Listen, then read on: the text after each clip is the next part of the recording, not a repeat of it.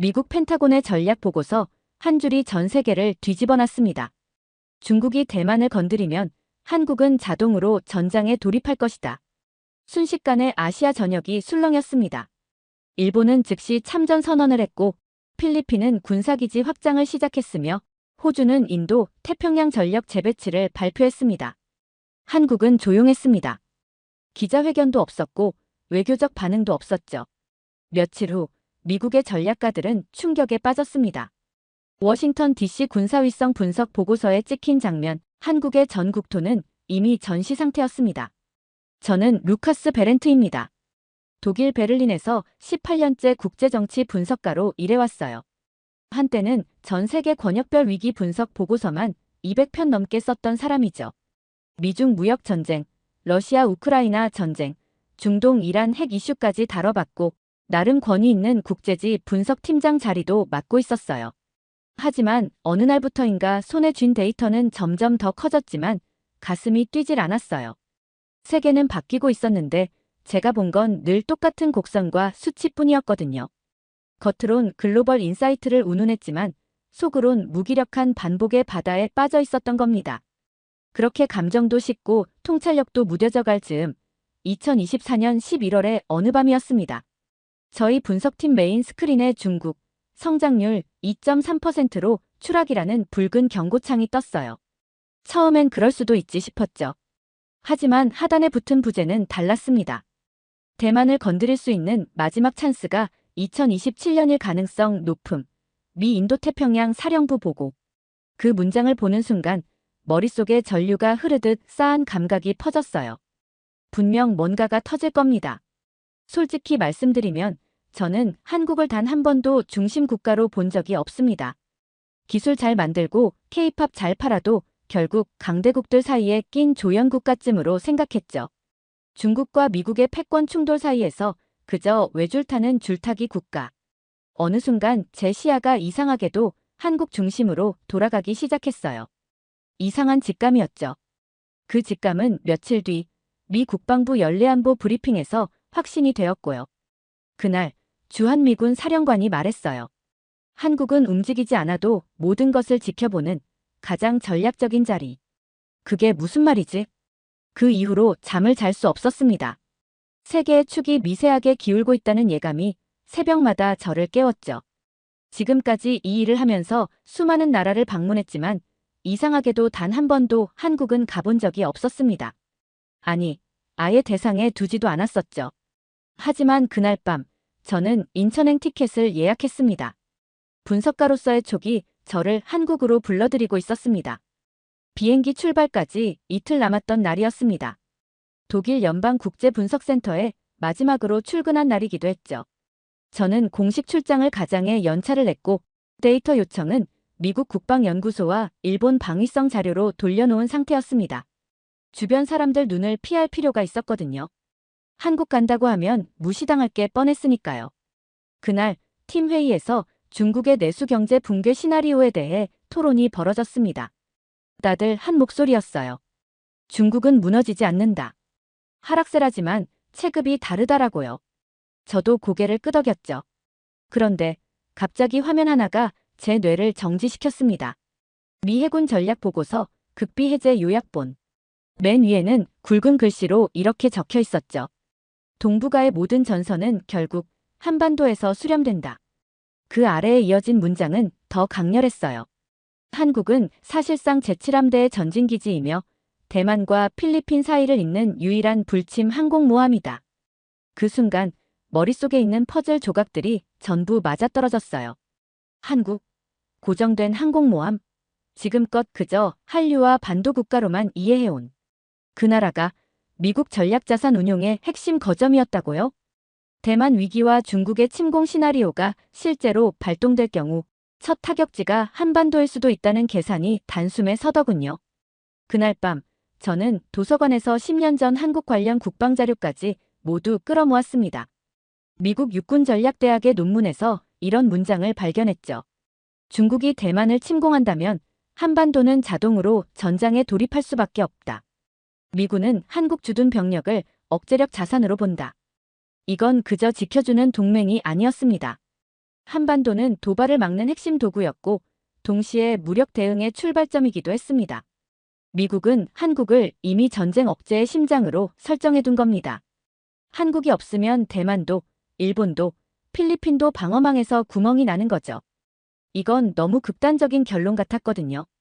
아무리 자료가 그렇다 해도 그걸 진심으로 수용하기엔 제 안의 이성적 거부감이 너무 강했어요. 제 손이 마우스를 집어든 건 반사적이었습니다. 구글 뉴스, 논문 DB, 유엔군 주둔지도 다 뒤졌습니다. 일부러 한국의 단점만 검색했죠. 인구 고령화, 청년 실업, 출산율 세계 최저, 북한 리스크. 이상했습니다. 아무리 단점을 늘어놔도 제 안에서 무언가 자꾸 반박을 해왔습니다. 그래도 무너지지 않았잖아. 지금도 굴러가고 있잖아. 도대체 왜였을까요? 논리적으로는 맞지 않는데 직감적으로는 자꾸 한국 쪽으로 기울고 있었습니다. 심지어 그날 오후 런던에 있는 한 중국인 동료가 제게 슬쩍 이런 말을 던졌습니다. 한국은 결국 미국의 목줄 잡힌 나라야. 독자적 판단 따위 못해. 어딘가 모르게 깔보는 말투, 폄하의 냄새, 그리고 어떤 질투 같은 느낌. 그날 밤 혼자 방에서 맥주 한 캔을 따며 다시 생각에 잠겼습니다. 나는 왜 이렇게 복잡해졌을까? 한국을 전략 거점으로 보는 걸 거부하고 싶은 걸까? 결론은 하나였습니다. 틀릴까봐 두려웠던 겁니다. 지금까지 제가 구축한 국제정세 분석 트리, 그 질감. 좋은 논문과 그래프와 지도들이 전부 허상일지도 모른다는 공포. 사실 저는 예전부터 한국을 무의식적으로 얕잡아 본 부분이 있었어요. 독일 언론에서도 한국은 종종 기술력은 좋지만 지정학은 약한 나라로 묘사됐고 저 역시 그 프레임을 그대로 받아들였죠. 이제 와서 그 모든 걸 뒤엎는다는 건 과거와 싸워야 하는 일이었습니다. 한국 땅을 처음 밟은 건 예상보다 조용한 시간이었어요. 인천공항은 이른 아침 평화로웠고 아무도 저를 의식하지 않았습니다.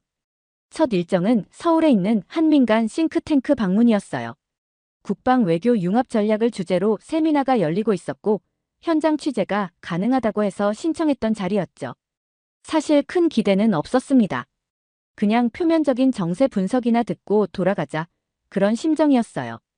그날 저는 한 사람을 만났습니다. 김현주 소장. 중년의 여성 안보 전문가였는데 언뜻 보기엔 인상도 평범했고 말투도 조용했습니다. 강단에 올라 그녀가 첫 문장을 꺼내는 순간 전혀 다른 세계가 펼쳐졌어요. 중국이 대만을 건드리면 한국은 자동 개입입니다. 그건 단순한 지정학이 아니라 생존의 본능입니다. 그녀의 말 한마디 한마디가 칼날 같았어요. 그런데 그 칼끝은 외부를 향한 것이 아니라 한국 스스로를 겨누고 있었죠. 저는 그런 화법을 처음 봤습니다. 자국의 전략을 논하는 자리에서 감정과 이성을 동시에 밀어붙이는 방식. 그녀가 다음으로 꺼낸 문장은 제 안에 무엇인가를 건드렸습니다. 우리는 늘 선택받은 적이 없습니다. 그러나 단 한 번도 포기한 적도 없습니다. 그 순간 전등이 켜진 것처럼 저 안에 뭔가가 움직였어요. 저 말 어디서 들어본 것 같았거든요. 유럽이 전쟁에 휩싸였을 때 우리 조부가 남기던 말투와 비슷했습니다. 우린 세계의 중심이 아니었다. 하지만 누구보다 끈질겼다. 김 소장은 말했습니다. 한국은 미국의 기지라 불릴 수는 있어도 영혼 없는 도구는 아닙니다. 우리 안에는 역사가 있고 복수의 기억이 있습니다. 그게 움직입니다. 복수의 기억, 저는 그 표현을 도저히 잊을 수 없었습니다. 강연이 끝난 뒤 저는 김 소장에게 짧게 질문을 던졌습니다. 정말로 대만이 침공당하면 한국도 가만히 있지 않을까요? 그녀는 제 얼굴을 똑바로 바라보며 말했어요. 대만은 다음은 우리나라일 수 있어요. 중요한 건 우리가 우리 스스로를 지켜야 할 시간입니다. 저는 그때 처음으로 인정하게 되었습니다. 한국은 생각보다 훨씬 더 계산된 나라라는 걸요. 겉으론 유연해 보여도 그 속엔 철갑 같은 논리가 숨어 있었고 절대 건드려선 안 될 집단적 의지가 꿈틀대고 있었어요. 저는 결국 그 길로 돌아가지 않기로 했습니다. 베를린으로 다시 복귀하는 비행기 티켓은 취소했습니다. 이제부터의 일정은 어떤 공식적 명령도 기관 요청도 없이 온전히 제 선택과 발걸음으로만 이어지는 여정이 될 거예요. 평생 데이터와 논리만 붙잡고 살던 사람이 이제 와서 사람의 감정을 따라 움직인다는 게 어색했어요. 하지만 그날 김 소장이 남긴 말들이 가슴 한쪽에 꽂혀서 빠지지 않았습니다. 우리는 단 한 번도 포기한 적이 없습니다. 그 말이 계속 가슴을 후벼 팠어요. 포기하지 않는 사람들 그 정신이 도대체 어떻게 가능한 건지 직접 보지 않으면 이해할 수 없겠더군요. 다음 날, 저는 서울역 근처에 있는 광장시장에서 아침을 해결했습니다. 한글이 빼곡한 간판들 사이 제 존재는 철저히 이방인이었죠.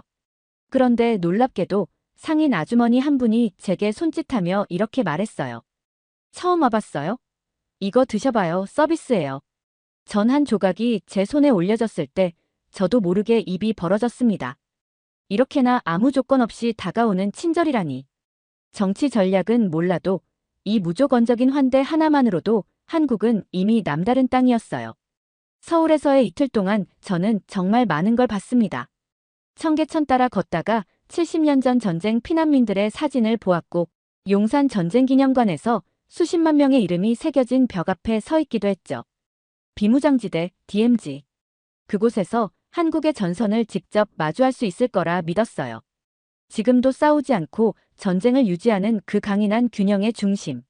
한국이 어디서 멈췄고 어디까지 살아있는지를 그곳에서 확인하고 싶었습니다. 비무장지대 입구를 향해 걷는 동안 저의 마음은 마치 다중 감정 속에 파묻힌 것 같았습니다. 차갑고도 묘하게 따뜻했어요. 정적과 생기가 동시에 느껴졌거든요. 평화라는 단어로는 설명되지 않는 그런 이상한 기류였습니다. 입구에서 보안 검사를 마치고 안내 병사와 함께 DMZ 전방 초소로 이동하는 군용 차량에 올랐습니다. 차창 밖 풍경은 생각보다 너무 평화로웠습니다. 초록빛 눈과 밭이 끝없이 펼쳐졌고 멀리 언덕 위엔 철조망이 희미하게 보였죠. 여기가 비무장지대 근처입니다. 안내해주던 국방부 관계자가 말했습니다. 저는 고개를 들었어요. 전쟁이 멈춘 공간이 아니라 중지된 채 지속되는 공간이라는 설명이 떠올랐습니다. 경기도 연천. 여긴 DMZ 바로 아래 민간인 통제선 구역이었습니다. 민간인의 출입은 제한되지만 군 허가를 받은 교육 및 견학은 일부 가능하죠. 저는 미국 전략분석센터 소속으로 비무장지대 관리체계 조사단의 일원 자격으로 이곳에 왔습니다. 초소까지 동행해준 병사는 말이 없었고 저도 일부러 질문을 아꼈습니다. 그저 눈으로 보고 기록하고 싶었거든요. 그러다 한 장면이 눈에 들어왔습니다. 부대 안훈련장 옆 공터에서 몇몇 중년 남성들이 군인들과 함께 긴급 상황 시 대응 훈련을 받고 있었습니다. 저분들, 군인인가요? 일반인인가요? 제가 물었을 때 병사가 고개를 끄덕였습니다. 예비역 중심의 향토방위대입니다. 이 지역 특성상 평시에도 주기적으로 민, 군 합동훈련이 진행됩니다. 한국은 의무 복무만으로도 충분히 군사 인력이 확보되는데 전역자들까지 자발적으로 훈련에 참여한다는 사실은 제게 충격이었어요. 그중 한 명은 57세 전직 중학교 체육교사라고 했습니다. 그는 자발적으로 훈련에 참여하며 후배 장병들의 조기 대응 시나리오 훈련을 돕고 있었죠. 여긴 북한과 직선 거리 7km입니다. 만일 상황이 벌어지면 이분들이 제일 먼저 움직입니다. 평소에는 일반인인 사람들이 일단 위기 상황이 되면 가장 먼저 군복을 입는다고요? 이건 유럽의 안보 개념과는 전혀 다른 세계였습니다. 우리는 평화는 경찰이 지키는 것이지 이웃 아저씨가 총을 드는 일은 상상도 하지 않죠. 그날 서울로 돌아가는 길에 저는 계속 머릿속으로 복기했어요. 과연 우리라면 이런 상황에서 이런 시스템을 만들 수 있을까? 국가를 지키기 위해 국민이 스스로 무장하고 훈련한다는 개념. 이게 전 세계 가능한 나라가 또 있을까? 머릿속이 복잡해졌습니다. 도대체 이 나라는 무엇 때문에 이렇게까지 전투적인가? 평화롭고 발전된 국가라면서 왜 아직도 이토록 무장돼 있지? IT 강국이면서 동시에 중년들이 줄지어 구호를 외치는 나라. AI로 스마트팜을 운영하면서도 DMZ에서 철조망과 총기로 무장하는 나라. 그날 이후 며칠간 도시의 얼굴을 다시 살펴봤습니다. 지하철에선 스마트폰 하나로 식사 주문부터 병원 예약까지 다 했고 버스는 몇 초 단위로 도착 알람이 울렸습니다. 하지만 동시에 곳곳에서 안보 문구, 재난 문자 등이 빈번하게 떠올랐죠. 모순이었어요. 이 나라는 미래에 살고 있지만 과거와 전쟁의 그림자 속에서도 살고 있었습니다. 한쪽은 초고속 인터넷, 다른 한쪽은 초긴장 안보 체계. 이 두 세계가 동시간에 공존한다는 사실이 너무도 혼란스러웠습니다. 한미연합통합화력훈련은 현재 비공개 일정입니다. 국방부에서 받은 메일을 읽으며 저는 가볍게 숨을 내쉬었습니다. 승진과학 화훈련장. 정확히는 경기도 포천에 위치한 한국 육군의 핵심 훈련장. 일반인 관람은 제한되었고 국방부 특별 자격자만 현장 접근이 가능하다는 안내였습니다. 저도 제 신분을 밝히고 유럽안보연구소 소속 연구원으로서 군사적 비교조사를 목적으로 공식 신청서를 냈지만 결국 훈련 특성상 외부 참관 불가라는 답변을 받았죠. 그런데 이상하게도 그날 아침 저는 계획에 없던 길을 택했습니다. 공식 출입은 불가하지만 근처 합법적인 견학 포인트나 주민, 거주지에서 들리는 소리 정도는 들을 수 있을지도 모른다는 생각이 들었죠. 운 좋게도 포천 지역 리서치센터에 근무 중인 한국 지인의 도움으로 훈련장 남측 4km 떨어진 마을 주민센터에 허가를 받고 일시 방문하게 되었습니다. 그곳에서 마주한 풍경은 생각보다 조용했습니다. 그런데 그 순간 대지가 울렸습니다. 정말로 울린다는 표현이 맞았어요. 가슴이 움찔하고 속이 울렁거릴 만큼의 압력파가 공기를 뚫고 들어왔습니다. 옆에 서 있던 중년 남성이 웃으며 말했죠.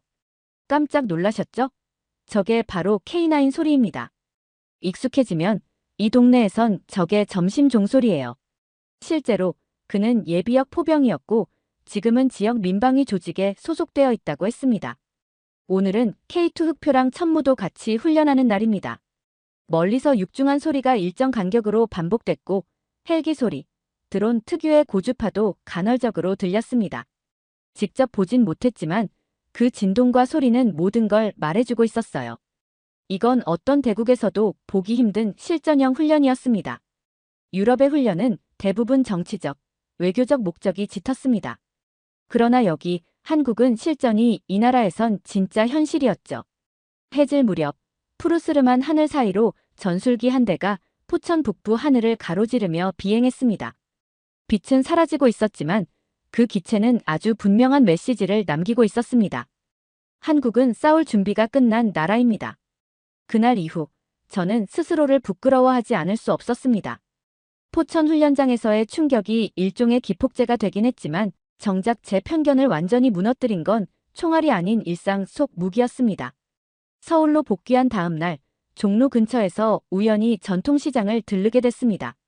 분주하고 복잡한 풍경이었지만 사람들의 동선엔 질서가 있었고 그 속엔 이상할 정도로 깊은 연대감이 녹아 있었습니다. 그중 한 가게에서 만난 60대 남성 상인은 제게 이렇게 말했어요. 우린 전쟁 겪은 어른들이지요. 6.25도 겪고 IMF도 겪고 이 정도 정치적 흔들림이야 별거 아닙니다. 정치적 슬로건이 아니었습니다. 그건 그저 살아남은 자의 담백한 고백이었어요. 그분의 얼굴에는 자랑도 피해의식도 없었어요. 그저 담담하게 그게 당연한 삶이었다는 눈빛이었죠. 그 이후로 저는 한국을 걷는 방식이 달라졌습니다. 광화문에선 추모 공간을 마주쳤고 동작동 국립현충원에서는 어떤 노부부가 눈을 감은 채 기도하는 모습을 봤습니다. 전쟁의 영웅, 민주화의 희생자, 산업화의 주역. 이 나라엔 기념비보다 기억이 더 많았어요. 그리고 가장 큰 충격은 경기도 파주 한마을에서 벌어진 작은 사건이었습니다. 취재 중 들린 작은 동네 식당에서 80세가 넘은 할머니께서 저를 보자마자 이런 말씀을 하셨어요. 한국 와줘서 고마워요. 정중한 인사인 줄 알았지만 그 표정은 단순한 인사 이상의 것이었어요. 그 순간 문득 생각했죠. 도대체 이분은 누구에게 배웠을까? 국가란 무엇인가? 동맹이란 무엇인가를 누가 설명해 준 걸까? 아무도 그런 설명을 해주지 않았겠죠. 그건 설명해서 아는 게 아니니까요. 이 땅에서 살아오며 고통을 견디고 침묵 속에서 서로를 붙잡으며 자연스럽게 뼛속까지 새긴 삶의 철학이었을 겁니다. 고립됐을 때 남 탓하지 않고 스스로를 일으킨 나라. 망각 대신 기억을 꺼내어 스스로의 무기로 삼은 나라. 그리고 무엇보다 누구도 지켜주지 않아도 서로를 지켜온 민중의 나라. 그날 밤 숙소에서 거울을 봤습니다. 제 눈빛이 달라져 있었어요. 세상을 평가하던 시선이 아니라 배우고자 하는 눈빛이었습니다. 처음으로 이해가 아닌 존중을 시작한 순간이었죠. 이 나라는 세계 그 어느 곳보다 빠른 인터넷과 고층 빌딩을 가지고 있지만 진짜 강점은 그게 아니었습니다. 제가 본 한국은 속도보다 심장이 더 뜨거운 나라였고 기술보다 기억이 깊은 나라였어요. 평택에서 만난 한 청년 병사의 말이 자꾸 떠오릅니다. 우린 참는 법부터 배워요. 그게 바로 한국의 강함이었습니다. 싸움을 피하는 법을 아는 민족, 하지만 끝까지 밀리지는 않는 집단적 자존. 서울 도심 카페에서 뉴스 하나를 봤습니다. 북한, 탄도미사일 발사. 보통 외국인이라면 긴장했을 겁니다. 하지만 저는 묘하게도 불안하지 않았어요. 이 나라엔 두려움보다 오래된 훈련이 있었기 때문입니다. 그리고 모두가 군인이 될 준비가 된 사회라는 걸 저는 이미 수없이 확인했으니까요. 그때부터 제 사고방식이 완전히 달라졌습니다. 국가란 땅만으로 이뤄지는 게 아니라는 걸요. 국가랑 같은 방향을 본 기업들이 모인 구조체라는 걸 처음으로 이해하게 되었습니다. 이 나라 사람들은 기술력으로 경쟁하기 전에 기억으로 먼저 단결해 있었습니다. 그리고 그 기억 속에는 전쟁, 가난, 배신, 눈물, 복수, 그리고 가장 중요한 한 단어가 있었죠. 은혜. 은혜를 잊지 않는 민족. 그게 한국의 본질이었어요. 도와준 나라를 평생 기억하고 자기를 무너뜨린 자를 끝내 잊지 않는 사람들. 저는 그래서 이제야 그 질문에 답할 수 있게 됐습니다. 어떻게 한국은 지금까지 무너지지 않았는가? 그건 무기가 많아서가 아니라 공감의 능력이 살아있었기 때문이었습니다. 자신이 당한 것을 기억하는 동시에 남이 준 것을 더 깊이 간직하는 이 놀라운 시스템. 그런 집단이라면 잠깐 무너져도 다시 일어날 수 있습니다. 그런 공동체라면 아무리 작아도 거대한 제국을 견딜 수 있습니다. 한국에서 오래된 찻집에 들렀습니다. 은은한 조명 아래 앉아 오래된 한옥 지붕을 올려다보며 스스로에게 말했습니다. 나는 지금까지 한국을 이해하려 했다. 하지만 이제부터는 그 정신을 존경하고 배우기로 한다. 베를린으로 돌아간다는 말은 단지 비행기를 타고 국경을 넘는다는 의미가 아니었습니다. 이건 새로운 내 역할을 받아들이는 의식과도 같았어요. 호텔 창가에 앉아 한강 야경을 바라보던 어느 저녁, 저는 결심했죠. 이걸 그냥 내 마음속에만 묻어둘 순 없다. 노트북을 켰고 새 문서를 열었습니다. 처음엔 손이 쉽게 움직이지 않았습니다. 첫 문장은 이렇게 적었습니다. 한국은 불침 항공모함이 아니다. 그들은 바다에 떠있는 강철 덩어리가 아니라 기억과 의지로 무장된 사람들이다. 저는 제가 본 한국을 기계나 시스템이 아닌 정신의 운용체계로 풀어내기로 했습니다. 기술 중심이 아니라 사람 중심. 분석이 아니라 증언 중심. 마침 그날 밤 독일 본사의 동료에게 메시지가 왔습니다. 루카스, 너 언제 돌아오냐? 중국 보고서 마감 임박인데 한국 출장 결과 좀 정리해서 회람해줘. 그 문자를 보고 웃었습니다. 이건 단순한 출장 아니었고 결과도 그냥 리포트로 요약될 수 있는 게 아니었습니다. 다음 날 아침 베를린행 직항 비행기 탑승 전까지 마지막으로 도심 한복판을 천천히 걸었습니다. 현란한 간판들과 빠르게 움직이는 사람들 사이에서 불현듯한 노년 남성의 뒷모습이 눈에 들어왔습니다. 단정한 외투를 입고 천천히 건너편 약국으로 향하던 그 모습은 어쩐지 조국이라는 단어의 실체 같았습니다. 저런 사람들이 만든 나라구나. 강한 군대도 거대한 기업도 중요하지만 결국 그 모든 걸 지탱하는 건 국민이란 걸 한국에서 배운 겁니다. 독일로 돌아온 건 봄이 막 끝나가던 시기였습니다. 서늘한 바람, 회색빛 하늘, 늘 보던 차분한 풍경이었지만 저는 전혀 낯익지 않았어요. 몸은 돌아왔는데 시선과 감정은 아직 한국에 남아 있었던 거죠. 본사에 복귀하자마자 팀장과 동료들이 반겼습니다. 루카스, 살았네. 도쿄도 안 들르고 바로 돌아온 거야? 대만 쪽 정세나 정리해서 간단하게 리포트 올려줘. 조용히 고개를 끄덕였지만 그 말 속에 내포된 무언의 전제를 똑똑히 들었습니다. 한국은 별거 없었겠지. 그래서 저는 대답했습니다. 이번엔 대만이 아니라 한국에 집중할 겁니다. 한참을 바라보던 상사가 웃으며 말했죠. 한국, 거긴 그냥 미군 주둔지잖아. 전략적으로야 의미가 있지만 그 이상은 아니잖아. 한국은 스스로 무기가 된 나라예요. 정신적으로도 구조적으로도. 정적이 흘렀고 동료 하나가 피식 웃었습니다. 설마 케이팝 보고 감동한 건 아니겠지? 요즘 한국 잘 꾸며놔서 다 감탄한다더라. 그래서 저는 차분히 노트북을 꺼내 제가 직접 보고 느낀 한국의 민방위 시스템, 예비군 훈련, DMZ의 철책선, 시장의 노인들, 그리고 소리 없이 움직이는 방위 전략들을 사진과 메모, 현장 녹취록과 함께 프레젠테이션으로 정리했습니다. 한국, 전쟁 없는 전투국가. 15분간의 브리핑이 끝난 뒤에도 회의실은 조용했습니다. 하지만 이번엔 조롱이 아니라 일종의 당황스러움이 섞인 침묵이었어요. 그날 이후 저는 한국을 분석하는 글을 연재하기 시작했습니다. 단순한 국방 논문이 아니라 사람의 땀과 고통과 자존심이 담긴 이야기로 풀어내는 콘텐츠였어요. 초반에는 댓글도 비판 일색이었습니다. 과장이 심하네. 미국의 속국을 미화하네. 하지만 어느 순간부터 한국계 독자들이 조용히 메시지를 보내오기 시작했습니다. 유럽에서 우리에 대해 이렇게 말해주는 분이 있어서 정말 감사합니다. 감동적입니다. 저도 예비군입니다. 그로부터 몇 주 뒤, 저는 마지막 원고를 마무리했습니다. 그들은 무너지지 않는다. 한국이라는 정신의 기지. 전쟁도 아닌 평화 속에서 가장 전투적으로 살아가는 사람들에게 바치는 기록이었죠. 정식으로 출간이 되자 예상과는 다르게 반응이 빠르게 터졌습니다. 유럽 주요 언론에서 인터뷰 요청이 들어왔고 아시아 안보 관련 포럼에서 발제자로 초청받기도 했습니다. 그날 이후 저는 세계 각지에서 강연 요청을 받게 되었습니다.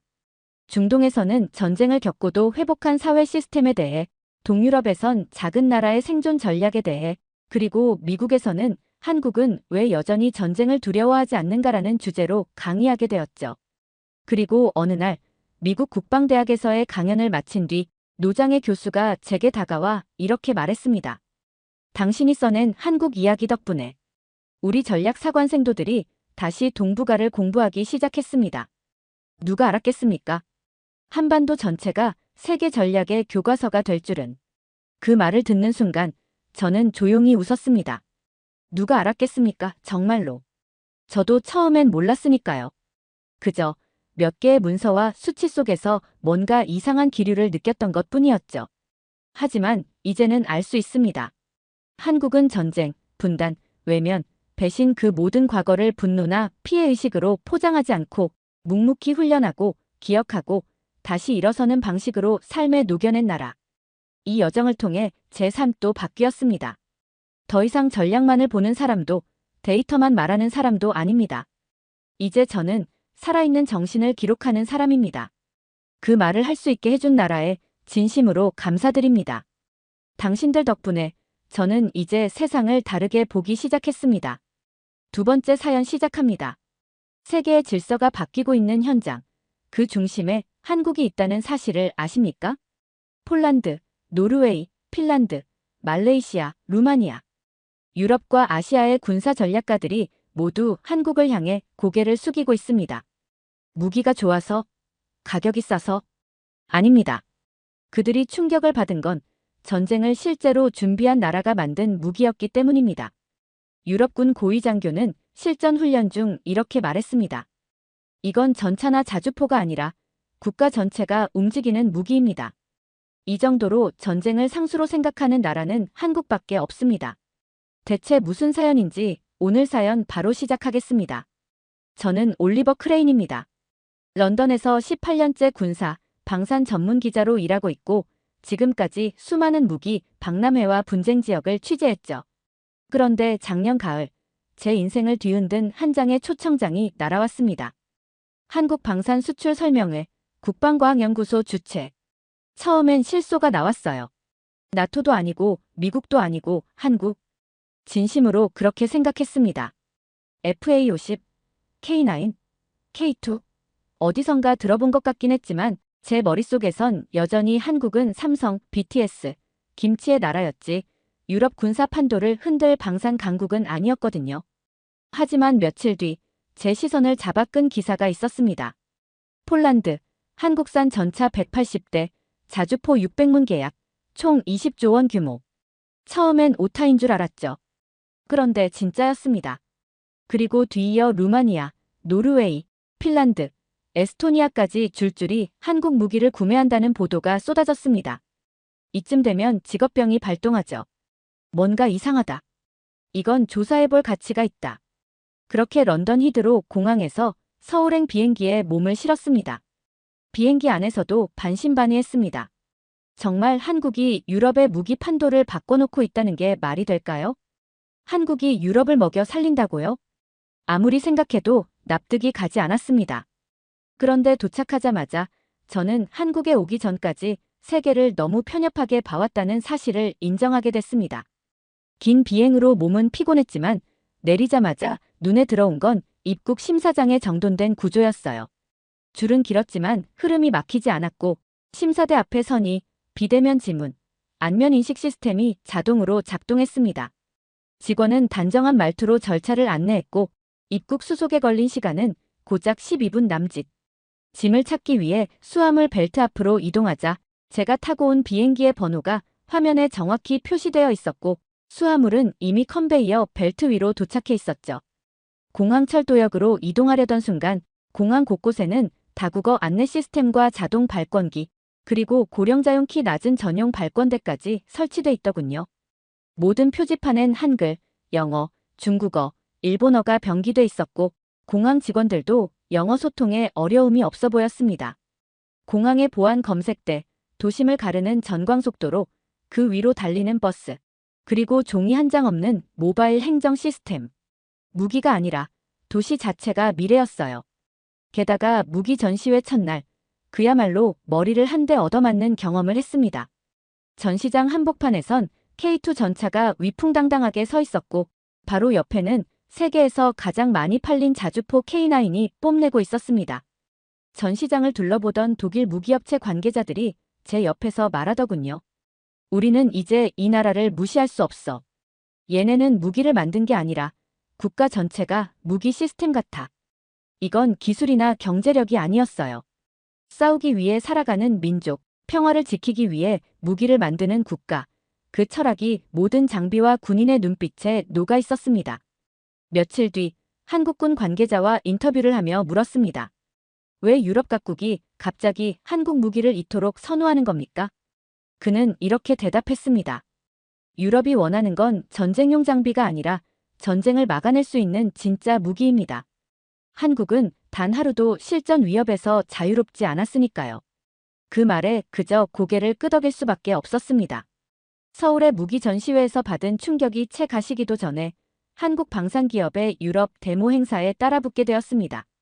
장소는 노르웨이 북부 실사격 훈련장, 초청 대상은 유럽연합군과 나토 고위 장교 60여 명.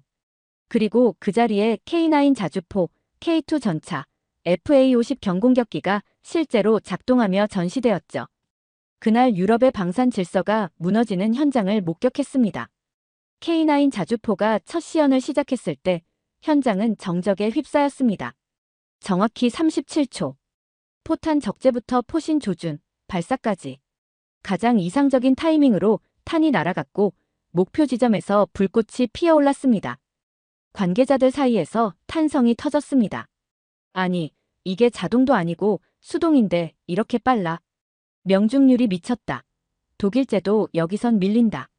심지어 독일에서 온 무기평가단 간부는 고개를 들지 못한 채 무언가를 메모만 하더군요. 옆에 있던 핀란드 장교는 제게 조용히 말했습니다. 솔직히 말해서 K9은 우리가 쓰던 스웨덴제보다 훨씬 정밀하고 반응 속도도 2배는 빠릅니다. 그날 시연의 하이라이트는 FA-50 경공격기였습니다.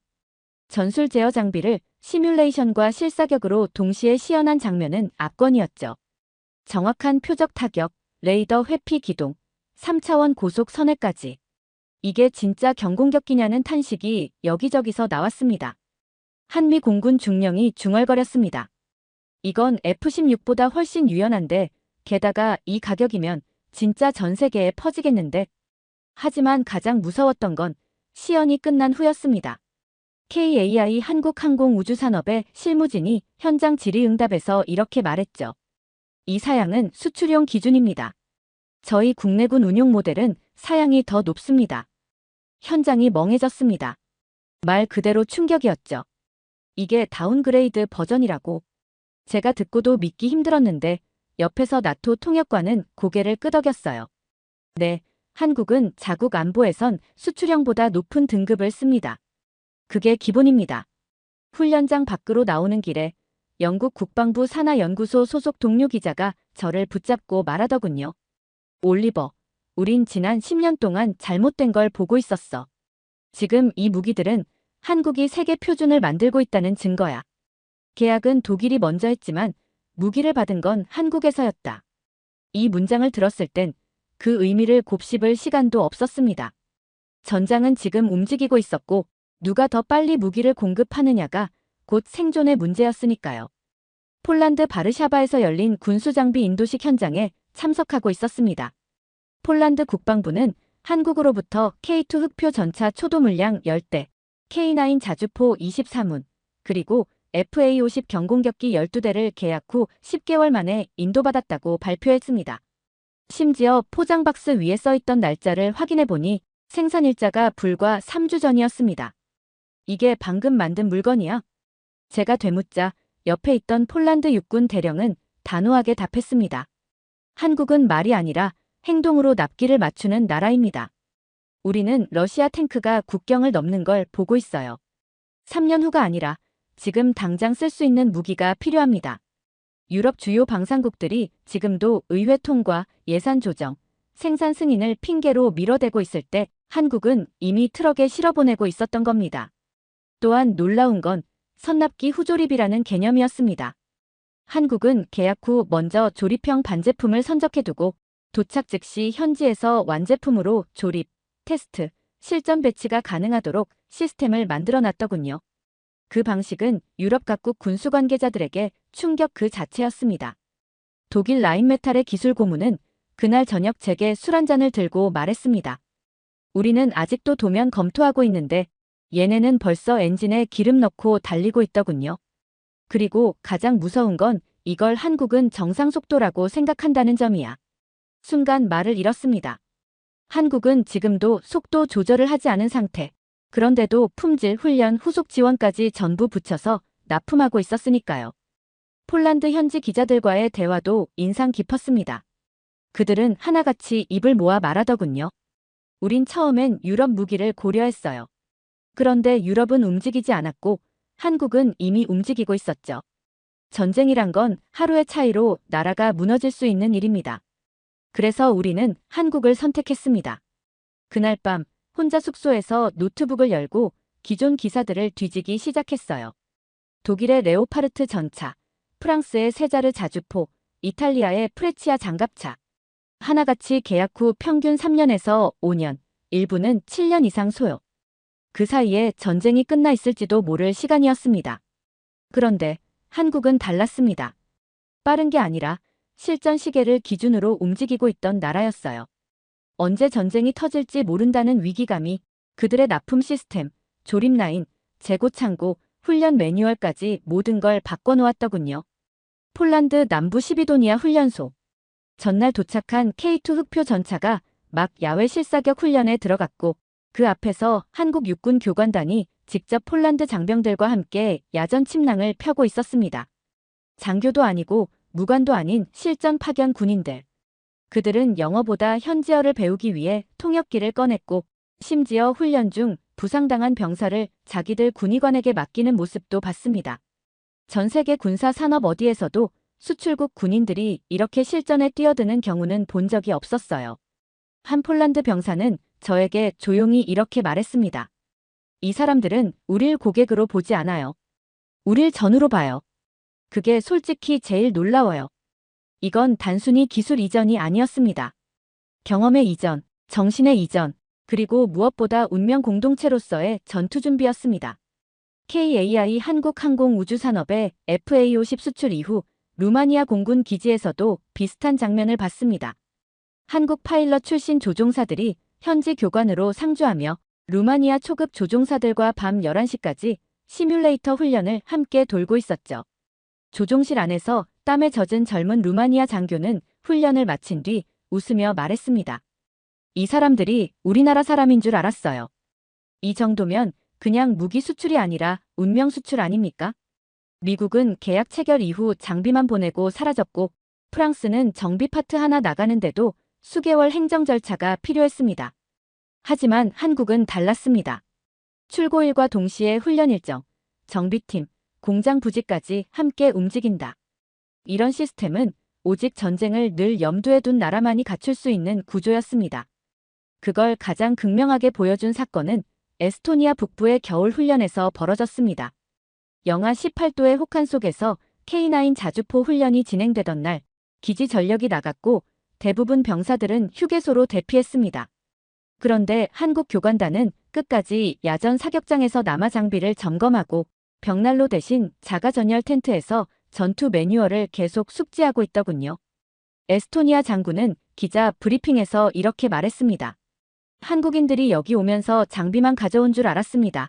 그런데 알고 보니 정신까지 가져왔습니다. 이건 무기를 사고 파는 차원이 아니었습니다. 한국은 유럽에게 동맹이 되어가고 있었던 겁니다. 이 기체가 미국산이 아닌 게 믿기지 않는다. 그 말은 제가 말레이시아 공군기지에서 한 기술 장교에게 들었던 말입니다. 그가 가리킨 기체는 바로 한국산 FA-50 경공격기였고 그 한마디는 제가 지금까지 썼던 모든 방산 기사들을 다시 쓰게 만들었습니다. 성능, 신뢰성, 연동성, 그리고 납기. 모든 측면에서 FA-50은 현실형 전투기라는 이름이 가장 어울렸습니다. FA-50은 미국 F-16 훈련기 대체용으로 설계된 기체이지만 그 범위를 훨씬 뛰어넘는 전천후 기동성과 전술적 유연함을 갖추고 있었죠. 말레이시아 공군은 2023년 FA-50 18대 도입을 확정했는데 놀라운 건 이들이 원래 유력하게 검토하던 게 중국산 L-15였다는 점입니다. 중국 제품은 싸지만 믿을 수 없었어요. 미국 제품은 성능은 좋지만 너무 비쌌고요. 한국은 실전 경험이 있고 우리 기준에 꼭 맞았어요. 실제로 FA-50은 미국 락히드 마턴과 공동 개발한 기체지만 운용과 수출에 있어서 한국이 독립적인 주도권을 갖고 있습니다. 덕분에 미국의 무기 수출처럼 의회 승인, 외교적 간섭 같은 복잡한 절차 없이 신속하게 계약, 생산, 인도까지 이루어질 수 있었죠. 이 부분에서 한국이 방산 외교의 빈틈을 정확히 꿰뚫었다는 사실을 깨달았습니다. 중국은 불신을 낳고 미국은 부담을 주고 유럽은 너무 느린 상황에서 한국은 중립적이고 빠르고 실용적인 무기 수출국으로 떠오른 겁니다. 폴란드도 그 대표적인 사례였습니다. FA-50은 2022년 폴란드 공군과의 계약을 통해 48대 도입이 확정됐고 1년도 안 되어 초도 물량이 인도되었습니다. 정말 믿기 힘든 일이었죠. 미국도 프랑스도 불가능했던 전투기 10개월 납품, 한국은 실제로 해냈습니다. 폴란드 국방장관은 인도식에서 공개적으로 말했습니다. FA-50은 우리 조종사들에게 가장 빠르게, 가장 실용적으로 제공된 전투기입니다. 우리는 이제 한국과 함께 유럽의 공중전력을 새롭게 구축해 나갈 겁니다. 심지어 교육훈련, 정비 매뉴얼, 시뮬레이터, 후속 지원팀까지 함께 도착했다는 점에서 무기 한 대가 아닌 공군 생태계 전체를 수입한 셈이라는 표현까지 나왔습니다. 이런 방식은 미국, 프랑스, 독일 어디에서도 보기 힘든 방식입니다. 대개는 기체만 보내고 교육은 추가 계약, 정비는 별도 위탁하죠. 또 하나 인상 깊었던 점은 한국이 스스로를 무기 수출국이 아닌 전후 제공국이라 여긴다는 태도였습니다. 폴란드군 내부에서 나온 말이 아직도 잊히지 않아요. 우린 전투기를 주문했는데 사람과 정신이 함께 왔습니다. 이날 이후 저는 다시는 한국 무기는 싸고 괜찮은 대안이라는 말을 쓰지 않게 되었습니다. 지금까지 수많은 군대를 취재해왔습니다. 나토 전차 사단, 미국 캘리포니아 사막의 M1 실사격 훈련, 이탈리아 공군의 야간 요격 훈련까지. 하지만 그런 경험을 다 합쳐도 한국군의 실전감에는 미치지 못했습니다. 그날 경기 포천의 한 야전 포병 훈련장을 방문했습니다. 현장에는 K9 자주포 6문, 155mm 탄약 수송 차량, 그리고 20명 남짓한 포병 운용팀이 새벽 5시부터 야전 침낭을 덮고 훈련 준비에 돌입하고 있었습니다. 카메라를 꺼낸 재계한 소대장이 이렇게 말했습니다. 취재는 가능하되 위치 정보나 포방향은 외부에 공개하지 말아주세요. 이 훈련은 적정 사거리, 실전 표준으로 이루어지고 있습니다. 실전 시뮬레이션, 전쟁의 시간 단위 대응 훈련, 그리고 사격 보급 사상자 후손까지 통합된 복합 전투 연습이었죠. 특히 인상 깊었던 건 포병 팀원들이 장비 설명서가 아닌 상황표를 기준으로 움직이고 있었다는 점입니다. 적의 포격은 몇 초 간격으로 온다. 그걸 가정하고 우린 45초 안에 포탄 장전 사격 이동을 마쳐야 한다. 이건 규정이 아니라 살아남기 위한 행동입니다. 그리고 실제로 K9은 사격 후 30초 만에 포신을 접고 이동을 시작했고 뒤따르던 탄약차는 이미 다음 탄창을 준비한 상태였습니다. 그걸 본 저는 진심으로 입을 다물 수 없었습니다. 이건 유럽군에서도 보기 힘든 수준의 기동사격 능력이었거든요. 며칠 뒤엔 강원도 화천에서 전차부대 야간 사격 훈련을 취재했습니다. K2 전차는 야간 열상 모드로 목표물을 추적했고 1000m 거리에서 단 한 발로 움직이는 표적을 정밀 타격했습니다. 훈련이 끝난 뒤 독일에서 파견 온 교환 장교가 제게 말했습니다. 이건 독일 전차 사단에서도 못하는 훈련입니다. 우리는 안전 규정을 지키느라 야간 고속 기동 사격은 거의 안 해요. 그런데 한국은 전쟁을 상수로 생각하네요. 한국군의 훈련은 가능성이 아니라 필연성을 기준으로 설계되어 있었던 겁니다. 또 하나 놀라운 건 이 모든 과정에 20대 초반의 청년들이 주축이 되어 있었다는 점이었습니다. 전역을 앞둔 한 병사에게 물었어요. 이런 강도 높은 훈련 부담스럽지 않습니까? 그는 잠시 웃으며 이렇게 말했습니다. 전쟁 나면요, 저희가 제일 먼저 싸워야 하거든요. 이 젊은이들은 그저 국방의 의무를 수행하는 존재가 아니라 진짜로 국가의 무게를 짊어진 병사들이었습니다. 한국군은 자신의 가족, 친구, 고향을 지키기 위해 그 무기를 정확히 어떻게 써야 하는지 몸으로 익힌 조직이었죠. 한국 무기의 특징은 강하다, 빠르다, 정확하다가 아니었습니다. 진짜 무서운 건 그 무기를 만든 배경, 그리고 그걸 어떻게 쓰는지를 온 국민이 알고 있다는 점이었죠. 예컨대 K2 전차를 개발한 현대로템 관계자는 저와의 인터뷰에서 이렇게 말했습니다. 우리는 전차를 만들 때 탑승자가 죽으면 안 된다는 걸 기준으로 개발합니다. 그래서 장갑 수치가 아니라 전투 중 조종수의 생존율을 최우선으로 시뮬레이션합니다. 유럽은 기술로 싸우지만 한국은 생존으로 싸우는구나. 그 차이가 모든 설계, 훈련 배치, 대응 방식까지 달라지게 만든다는 걸 그때 처음 깨달았죠. 또한 방산업체 내부에서 일하는 한 중견 연구원의 일지 일부를 볼 수 있었는데 그 안에는 이런 문장이 있었습니다. 우리가 만드는 건 금속이 아니라 가족의 생존선이다. 이건 단순한 산업이 아니었어요. 국가 전체가 한 방향으로 움직이는 의지의 체계였습니다. 그 정신은 수출에서도 고스란히 드러났습니다. 폴란드 K2 전차 조립 공장에는 한국에서 파견된 기술진과 운용병 출신 장교가 상주하고 있었고 말레이시아 공군 FA50 훈련기지에는 현역 공군 출신 교관이 무려 6개월간 파견 근무 중이었습니다. 저는 그들에게 이렇게 물었죠. 왜 굳이 이렇게까지 직접 오시나요?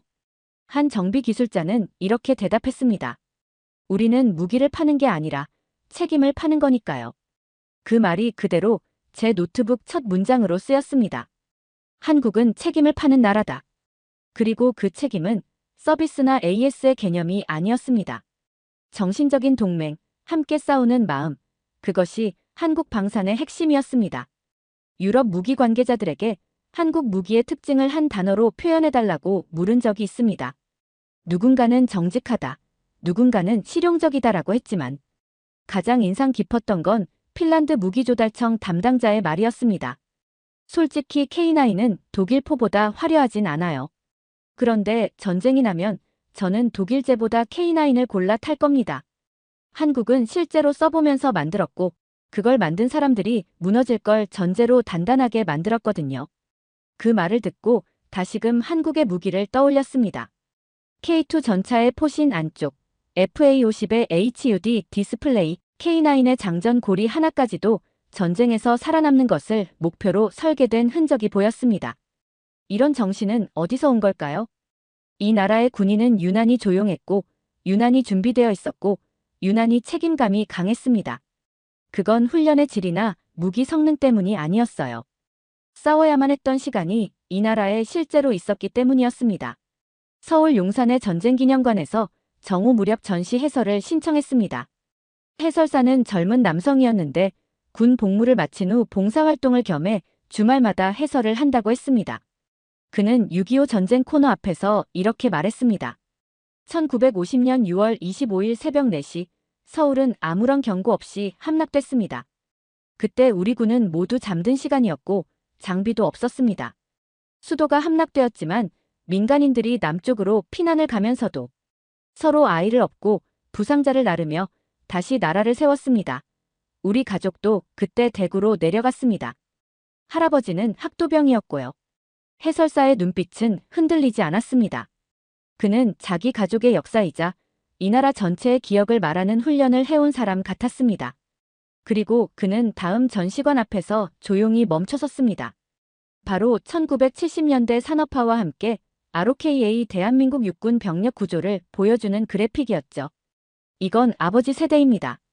그땐 나라가 가난했지만 병영에 들어온 순간부터 나라를 세운다는 말이 수사가 아니었습니다.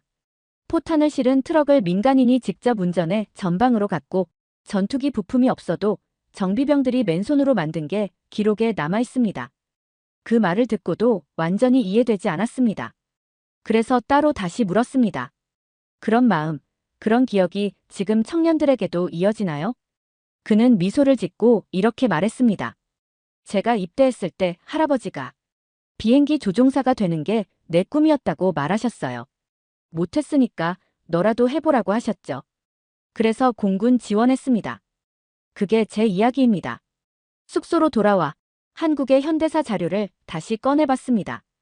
1950년대의 흥남철수 작전, 1960년대의 예비군 창설, 1970년대의 새마을운동과 민방위 조직화, 그리고 1990년대 이후 병역 의무를 다한 청년들이 사회에 나오며 국가의 감시자가 아닌 국가의 설계자로 변화해온 기록들. 나라가 무너져도 다시 일어난 이력이 반복되었고 그 모든 과정이 단절없이 기억되고 있다는 사실이 이 나라의 무서운 힘이라는 걸 저는 그제야 이해했습니다. 그리고 국민 모두가 전쟁을 과거가 아닌 가능성으로 기억하는 국가. 그게 바로 한국이었습니다. 이번에 목격했습니다. 전쟁을 잊은 유럽이 전쟁을 준비한 한국에게 배워가는 장면들을요. 마지막 일정으로 저는 벨기에 브뤼셀에 있는 유럽방위기구 EDA를 찾았습니다. 이곳은 유럽 각국의 무기 수요와 공급을 조율하는 핵심 기관이자 전쟁 이후 방산 위기를 조용히 공유하는 진짜 회의장이기도 합니다. 회의가 끝난 뒤 유럽 주요 방산 관계자들과 간단한 라운드 테이블 인터뷰를 가졌습니다. 기자라는 걸 알면서도 그들은 점점 솔직해졌습니다. 솔직히 우리는 한국을 과소평가했어요. 원래는 미국과 독일 사이에서 고민했는데 지금은 한국 없으면 조달 계획 자체가 무너집니다.